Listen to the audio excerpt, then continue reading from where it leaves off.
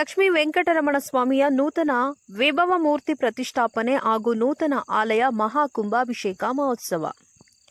ಬೆಂಗಳೂರು ಹೊರವಲಯ ನೆಲಮಂಗಲ ತಾಲೂಕಿನ ಬೂದಿಹಾಳ ಗ್ರಾಮ ಪಂಚಾಯಿತಿ ವ್ಯಾಪ್ತಿಯ ಪಾಪಬೋವಿಪಾಳ್ಯ ಗ್ರಾಮದಲ್ಲಿ ಶ್ರೀ ಲಕ್ಷ್ಮೀ ವೆಂಕಟರಮಣ ಸ್ವಾಮಿಯ ನೂತನ ವಿಭವ ಮೂರ್ತಿ ಪ್ರತಿಷ್ಠಾಪನೆ ಹಾಗೂ ಮಹಾಕುಂಭಾಭಿಷೇಕ ಮಹೋತ್ಸವ ಅದ್ದೂರಿಯಾಗಿ 3 ದಿನಗಳ ಕಾಲ ಸಾಗುತ್ತದೆ.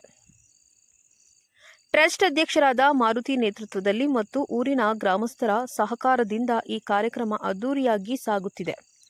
ಇಂದು ನಡೆದ ಕಾರ್ಯಕ್ರಮದಲ್ಲಿ ಪರಮಪೂಜ್ಯ ಶ್ರೀ ಶ್ರೀ ಇಮ್ಮಡಿ ಸಿದ್ದರಾಮೇಶ್ವರ ಮಹಾಸ್ವಾಮಿಗಳ ದಿವ್ಯ ಸಾನ್ನಿಧ್ಯ ಮತ್ತು ಆಶೀರ್ವಚನವನ್ನು ಭಕ್ತಾದಿಗಳು ಪಡೆದುಕೊಂಡರು. ಬಂದಂತಹ ಭಕ್ತರು ಧಾರ್ಮಿಕ ವಿಧಿವಿಧಾನದಿಂದ ನಡೆದಂತಹ ಕಾರ್ಯಕ್ರಮದಲ್ಲಿ ಪಾಲ್ಗೊಂಡು ಭಗವಂತನ ಕೃಪೆಗೆ ಪಾತ್ರರಾಗುವುದರ ಜೊತೆಗೆ ಸ್ವಾಮೀಜಿಯವರ ಆಶೀರ್ವಾದಕ್ಕೆ ಪಾತ್ರರಾದರು.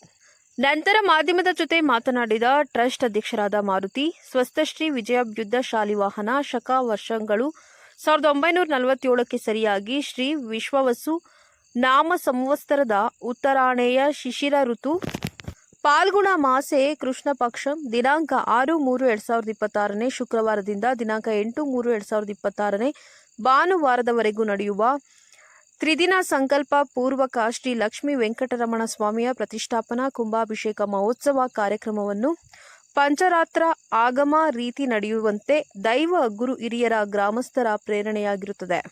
ಆದ್ದರಿಂದ ಭಗವಂತನ ಭಕ್ತರಾದ ತಾವೆಲ್ಲರೂ ದಯಮಾಡಿ 3 ದಿನಗಳ ಕಾಲವೂ ಸಕಾಲಕ್ಕೆ ಆಗಮಿಸಿ ಸ್ವಾಮಿಯ ಪೂಜಾ ಕೈಂಕಾರ್ಯವನ್ನು ವೀಕ್ಷಿಸಿ ಭಕ್ತಿಯಿಂದ ಧ್ಯಾನಿಸಿ ತಮ್ಮ ಜನ್ಮವನ್ನು ಪುನೀತರಾಗಿಸಿಕೊಂಡು ಸ್ವಾಮಿಯ ಕೃಪೆಗೆ ಪಾತ್ರರಾಗಬೇಕಾಗಿ ಭಕ್ತಾದಿಗಳಲ್ಲಿ ಪ್ರಾರ್ಥಿಸಿಕೊಳ್ಳುತ್ತಿದ್ದೇನೆ ಎಂದು ತಿಳಿಸಿದರು. ವರದಿ ಮೊಹಮ್ಮದ್ ಅಲೀಂ, ಚಾಮುಂಡಿ ನ್ಯೂಸ್, ನೆಲಮಂಗಲ. ಎಲ್ಲರ ಜೊತೆಲಿ ಶರಣರಾಗಿ ಬದುಕ್ತಾರೆ. ಬಹಳ ಪ್ರಭಾವಿ ವ್ಯಕ್ತಿಗಳು, ಬಹಳ ಸರಳವಾಗಿರ್ತಾರೆ ಅಂತೇಳಿ ಇಂಥ ವ್ಯಕ್ತಿಗಳೇ ನಮ್ಮ ಯುವಕರಿಗೆ ಆದರ್ಶ ಆಗುವಂತರು. ಅಂತರು ವೇದಿಕೆ ಮೇಲಿರುವಂಥದ್ದು ಬಹಳ ಅಭಿಮಾನದ ಸಂಗತಿ. ನಮ್ಮ ಚೌಡಯ್ಯನವರು ಅವರ ರಷ್ಯಕ್ಕೆ ಬಂದಿದ್ರು, ತುಂಬಿದ ತುಳುಕಲ್ಲ ಅಂತ ಸುಮ್ಮನೆ ಕೂತಿದ್ರು. ಈ ಪಂಡಿತರು ಸೇರ್ಕೊಂಡಾಗ ಮರ ಮತನಿಸಿ ಅಗ್ನಿ ಹುಟ್ಟಿತ್ತು, ನಂಗೆ ಜ್ಞಾನ ಹುಟ್ಟಿತ್ತು. ವಿಶ್ವೇಶ್ವರ ಭಟ್ರು ನಮ್ಮ ಚೌಡಯ್ಯನವರು ಮಾತಾಡ್ತಿದ್ರೆ ಹೊಸ ವಿಮರ್ಶೆಗಳು ಹೊರಗೆ ಬರ್ತಾ ಇತ್ತು, ಹೊಸ ವಿಚಾರಗಳು ಹೊರಗೆ ಬರ್ತಾ ಇತ್ತು.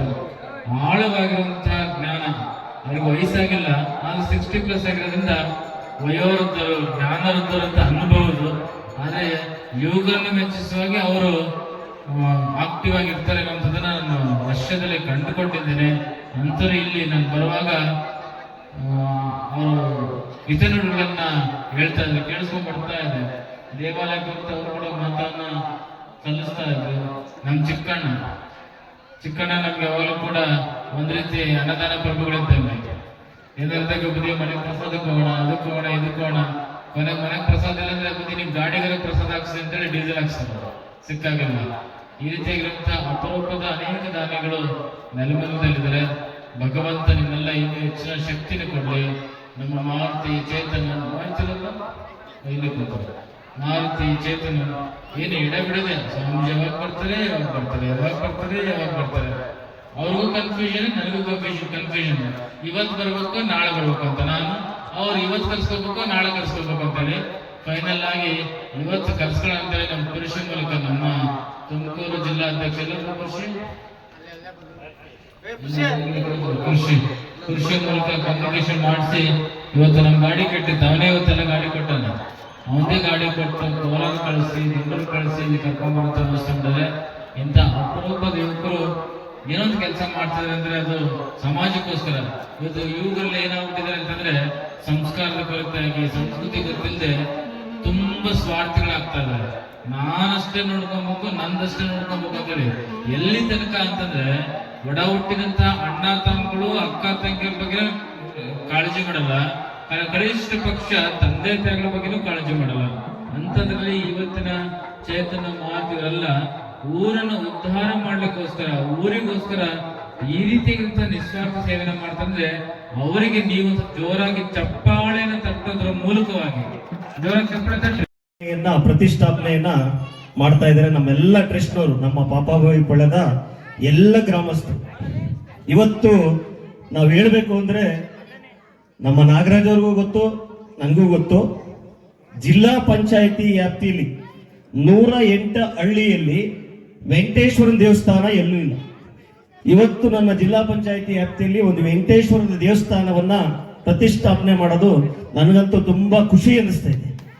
ಯಾಕೆಂದ್ರೆ ನಮ್ಮ ಸಣ್ಣ ಗ್ರಾಮ, ಒಂದು ಪಾಪಾಬಾವಿ ಪಾಳ್ಯದಲ್ಲಿ ಒಂದು ಸಣ್ಣ ಗ್ರಾಮದಲ್ಲಿ ಇವತ್ತು ಇಷ್ಟು ಅದ್ಭುತವಾಗಿ ದಾನಿಗಳನ್ನ ಹಿಡಿದು ಇಷ್ಟು ಕಾರ್ಯಕ್ರಮ ಮಾಡ್ಬೇಕಂದ್ರೆ ತುಂಬಾ ಕಷ್ಟ.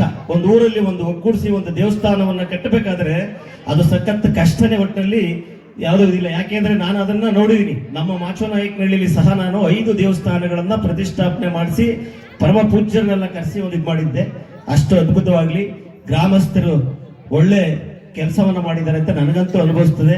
ನನಗೂ ಸಹ ನಮ್ಮ ಮಾರುತಿಯವರು ಇರ್ಬೋದು, ಮಾರುತಿ ರವಿ ಅವರು ಇರ್ಬೋದು, ಚೇತನ್ ಇರ್ಬೋದು, ಕಿರಣ ಇರ್ಬೋದು, ಎಲ್ಲರೂ ಬಂದು ಕೇಳಿದ್ರು ದೇವಸ್ಥಾನಕ್ಕೆ ಇದು ಮಾಡ್ಬೇಕಪ್ಪ ಅಂತ. ನೀವೇನು ಹೇಳ್ತೀರೋ ನಾನು ಅದು ಮಾಡ್ತೀನಪ್ಪ ಅಂತ ಹೇಳಿದ್ದೆ. ಅದ್ರ ಪ್ರಕಾರ ನಾನು ಸಹ ನಡ್ಕೊಂಡಿದ್ದೀನಿ. ಇವತ್ತು ಈ ಪಾಪಾಬಾವಿ ಪಳ್ಳಕ್ಕೆ ನಮ್ಮದೇ ತಂದೆ ತಾಯಿ ಹೆಸರಲ್ಲಿ ನಮ್ಮ ಮಾರುತಿಯನ್ನು ಸೇವೆ ಕರ್ಕೊಂಡು ಸುಮಾರು ಒಂದು 25 ಲಕ್ಷ ರೂಪಾಯಿದೊಂದು ಸ್ಕೂಲು ಸಹ ಕಟ್ಕೊಟ್ಟಿದ್ದೀನಿ. ಅದೇ ಪರಮ ಪೂಜ್ಯರನ್ನು ಸಹ ಸಿದ್ದರಾಮೇಶ್ವರ ಪರಮ ಪೂಜ್ಯರು ಅವತ್ತು ಕರೆಸಿ ನನಗೂ ಸಹ ಪರಮ ಪೂಜ್ಯರು ತುಂಬಾ ಆಶೀರ್ವಾದ ಇದೆ ಅವ್ರದ್ದು. ಯಾಕೆಂದ್ರೆ ಅವ್ರ ಆಶೀರ್ವಾದ ಮಾಡಿ ನಮ್ಮ ಶಾಸಕರಿಗೆ ಹೇಳಿದ್ರು, ನಮ್ಮ ಶಾಸಕರ ಮುಂದೆ ಹೇಳಿದ್ರು, ಸರ್ ಇವ್ರಿಗೆ ಒಳ್ಳೇದಾಗ್ಲಿ, ನೀವು ಆಶೀರ್ವಾದ ಮಾಡ್ಬೇಕು ಸ್ವಾಮೀಜಿ ಅಂತ ಹೇಳಿದ್ರು. ಮಾಡಿ 21 ದಿನಕ್ಕೇನೆ ನಾನು NDA ಅಧ್ಯಕ್ಷರಾದೆ. ನಾನು ಯಾವತ್ತೂ ಅವ್ರನ್ನ ಮರೆಯೋದಿಲ್ಲ. ನಾನು ಸಹ ಮಠಕ್ಕೆ ಹೋಗ್ಬೇಕು ಅನ್ಕೊಂಡಿದ್ದೀನಿ. ಮಠಕ್ಕೆ ಹೋಗಿ ನನ್ನ ಕೈಲಾದಷ್ಟು ಸೇವೆಯನ್ನ ಮಾಡಿ ಬರ್ಬೇಕು ಅನ್ಕೊಂಡಿದ್ದೀನಿ. ನನ್ನ ಕೇಳಿದ್ರೆ ನನ್ನೂ ಸಹ NDA ಇಂದ ಒಂದು CA ಜಾಗವನ್ನ ಅವತ್ತು ನಮ್ಮ ಚಿಕ್ಕಣ್ಣನವರು ಸಹ ಕೇಳಿದ್ರು. ಅದಾದಷ್ಟು ನಾನು ಸಹ ಕೈಲಾದಷ್ಟು ಸಹಾಯ ಮಾಡಿ ಆ ಮಠಕ್ಕೆ ಸೇವೆಯನ್ನ ಮಾಡುವಂತ ಗುರಿಯನ್ನ ಕೊಟ್ಟಿದ್ದಾರೆ. ನಾನು ಖಂಡಿತವಾಗ್ಲೂ ಆ ಸೇವೆಯನ್ನು ನಾನು ಮಾಡ್ತಾ ಇದ್ದೀನಿ. ಇವತ್ತು ನಮ್ಮ ಜನಪ್ರಿಯ ಶಾಸಕರು ಸಹ ಬರಬೇಕಾಗಿತ್ತು. ಬಜೆಟ್ ಇರೋದ್ರಿಂದ ಇವತ್ತು ಬರಕ್ಕಾಗ್ಲಿಲ್ಲ. ಯಾಕೆಂದ್ರೆ ಅವರು ಅಭಿವೃದ್ಧಿ ಅಧಿಕಾರರು ಅಂತಾನೆ ಹೇಳ್ಬೋದು. ಇವತ್ತು ನಮ್ಮ ನಾಗರಾಜ್ ಅವರು ಹೆಂಗಿಂದೆ ಮಾಡಿದ್ರು, ನಮ್ಮ MLA ಅಷ್ಟೇ 1250 ಕೋಟಿಗೂ ಮೀರಿಸಿದ್ದಾರೆ. ಅಷ್ಟು ಅಭಿವೃದ್ಧಿಯನ್ನ ತಂದಿದ್ದಾರೆ. ನಮ್ಮ ಚಿಕ್ಕ ಹಳ್ಳಿಗೆ ಏನು ಇದಿಲ್ಲ ಅಂದಿಕ್ಕೆ ಹಣ 1.5 ಕೋಟಿ ನಮ್ಮ ದಿಣ್ಣೆಪಾಳ್ಯದಿಂದ ಮಾಚೋನಾಯಕನಹಳ್ಳಿಗೂ ಸಹ ಕಾಂಕ್ರೀಟ್ ರಸ್ತೆ ತಾರನ್ನ ವ್ಯವಸ್ಥೆ ಮಾಡಿದ್ದಾರೆ. ಸದ್ಯದಲ್ಲೇ ಪೂಜೆ ಮಾಡಿಸ್ತೀನಿ. ಅದು ಒಂದು ದೇವಸ್ಥಾನದ ಅಭಿವೃದ್ಧಿಯಲ್ಲಿ ಪೂಜೆಯನ್ನ ಮಾಡಿಸ್ತೀನಿ. ಸದ್ಯದಲ್ಲೇ ಇದು ಮಾಡಿಸ್ತಾ ಇದ್ದೀನಿ. ಹಂಗೆ ನಮ್ಮ ಅನಂತಪುರ ಅಂತ ಇದೆ, ಪಾಪಾಬಾವಿ ಬೋವಿ ಜನಾಂಗನೇ ಸ್ವಾಮೀಜಿ, ಅಲ್ಲೂ ಚಿಕ್ಕ ಹಳ್ಳಿ, ಒಂದು 110 ಓಟಿದೆ. ಅಲ್ಲೂ ಒಂದು ಆಂಜನೇಯ ದೇವಸ್ಥಾನನ ಇದೇ ತರ ಕಟ್ಟಕ್ಕೆಲ್ಲ ವ್ಯವಸ್ಥೆ ಮಾಡಿ ಎಲ್ಲ ಸಹಕಾರ ನೀಡಿದ್ದಾರೆ. ಸದ್ಯದಲ್ಲೇ ಅದನ್ನು ಸಹ ನಾವೆಲ್ಲ ಸೇರಿ, ನಮ್ಮ ಎಲ್ಲ ಗ್ರಾಮಸ್ಥರು ಸೇರಿ ಆ ದೇವಸ್ಥಾನವನ್ನು ಸಹ ಇದೇ ತರ ಉದ್ಘಾಟನೆ ಮಾಡಬೇಕು. ಪರಮ ಪೂಜ್ಯರನ್ನು ಸಹ ಅವತ್ತು ಕರೆಸಿ ನಮ್ಮ ಭಾಗದಲ್ಲಿ ಒಂದು ಒಳ್ಳೆ ಕೆಲಸ ಮಾಡಬೇಕು ಅಂತ ನಾವು ಅನ್ಕೊಂಡಿದ್ವಿ. ಇದೇ ತರ ಒಳ್ಳೆ ಸೇವೆಯನ್ನ ಮಾಡ್ಲಿ. ಇನ್ನೂ ಪರಮ ಪೂಜ್ಯರೆಲ್ಲ ಮಾತಾಡೋರು ಅವರೇ ಮಾತಾಡ್ಬೇಕು ಅಂತ ನಾನು ಅನ್ಕೊಂಡಿದ್ದೀನಿ. ನಾನಂತೂ ಸದಾಕಾಲ ನಮ್ಮ ಪರಮ ಪೂಜ್ಯರ ಸೇವೆಯಲ್ಲಿ ಖಂಡಿತ ನಾನು ಇದು ಮಾಡ್ತಾ ಇದ್ದೀನಿ. ಇನ್ನೂ ಅಭಿವೃದ್ಧಿಯನ್ನ ಮಾಡ್ಲಿ, ಒಳ್ಳೆ ಕೆಲಸವನ್ನ ಮಾಡ್ಲಿ. ಊರಲ್ಲಿ ಎಲ್ಲ ಒಂದು ಒಗ್ಗಟ್ಟಲ್ಲಿ, ದೇವಸ್ಥಾನದಲ್ಲಿ ರಾಜಕೀಯ ಯಾವಾಗೇ ಬರುತ್ತೆ ಹೋಗುತ್ತೆ, ರಾಜಕೀಯ ಪಕ್ಷಕ್ಕೆಲ್ಲ ಇಂಥ ದೇವಸ್ಥಾನಕ್ಕೆ ಒಂದು ಒಗ್ಗಟ್ಟಾಗಿ ಕೂತ್ಕೊಂಡು ದೇವಸ್ಥಾನವನ್ನ ಸೇವೆಯನ್ನ ಮಾಡಿ ಆ ದೇವರನ್ನ ನಮ್ಮ ಊರಲ್ಲಿ ಇಟ್ಕೊಂಡಾಗ ನಮ್ಗೆಲ್ಲ ಒಳ್ಳೆ ಬಲ ಸಿಗುತ್ತೆ. ದೇಶದಲ್ಲಿ ಒಳ್ಳೆ ಮಳೆ ಬೆಳೆ ಆಗುತ್ತೆ, ಒಳ್ಳೆ ಉತ್ತಮವಾದಂತ ಕೆಲಸ ಆಗುತ್ತೆ ಅಂತ ನಾನು ಹೇಳ್ತಾ ನನ್ನ 2 ಮಾತನ್ನ ಮುಗಿಸ್ತೀನಿ. ಜೈ ಹಿಂದ್, ಜೈ ಕರ್ನಾಟಕ ಅಂತ ಹೇಳಿ ನನ್ನ